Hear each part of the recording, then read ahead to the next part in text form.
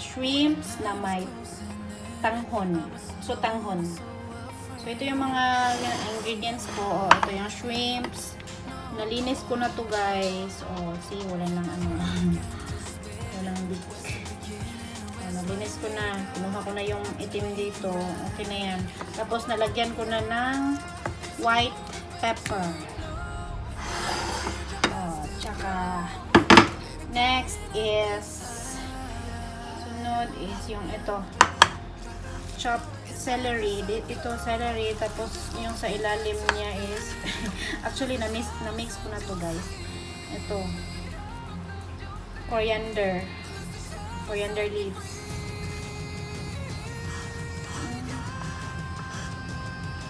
And, next is, tanghon.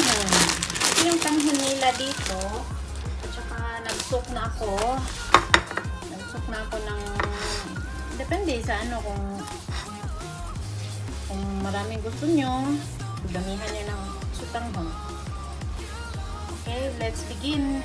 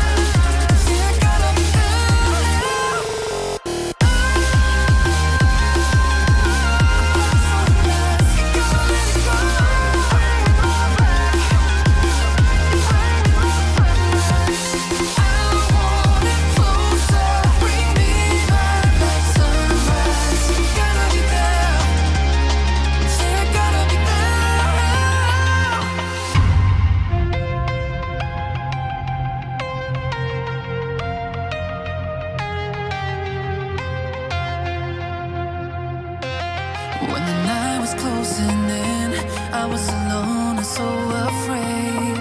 Couldn't see the light, no. Then my world began to spin. Where's the beginning and where's my omega? Had to make it right. Oh yeah, there's a moment when you know that every teardrop has to go. They be piling up inside. Inside this cycle.